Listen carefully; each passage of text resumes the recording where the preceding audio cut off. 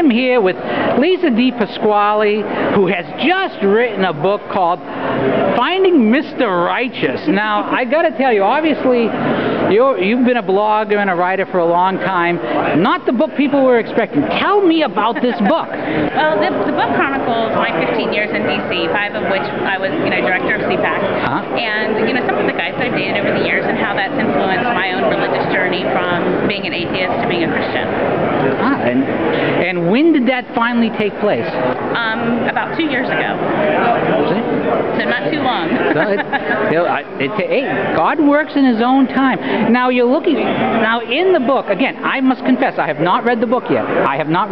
So you have to tell me about it. And it's the funny thing is, I see a true Christian story disguised as racy chick lit. Yeah. So Andrew Breitbart would be proud because you're giving the media, you're giving people a reason to absorb that story. Well, yeah. I didn't want to write a political book. I always say I wanted to write a book that people would read.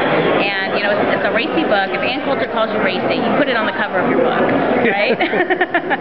So I wanted to write, a book that would get into the mainstream, that the average woman walking by, it looks like a girly book. A girl would pick this up and say, I want to read this, and read it by the beach, read it by the pool.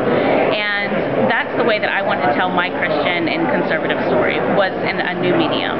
Now, this is going to be, and I'm going to slightly embarrass you by pointing out that I've always complimented you on your appearance, and I still think you have some of the most incredible eyes I've ever seen. And I can say that because I'm safely married 26 years in a couple of months without...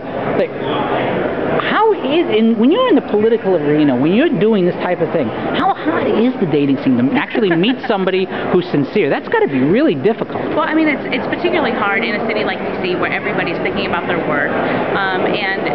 The lines are blurred between work and personal life. And particularly, for someone like me, when I'm talking politics, all day, I don't want to get home and, talk about politics with the person I'm having a relationship with. Yeah. Well, my wife doesn't like me to talk politics at all. In fact, I found the easiest way to get something by her that I don't want to tell her is to start talking politics. She zones out, and then I can tell her anything and she won't hear it. So, Finding Mr. Righteous, you can get it at Amazon and at your web. And is there a website for the book itself? It's findingmrrighteous.com. All right, and we will have to schedule you to be on the radio show because this is a book I would enjoy talking to you about some more. Thank you. All right.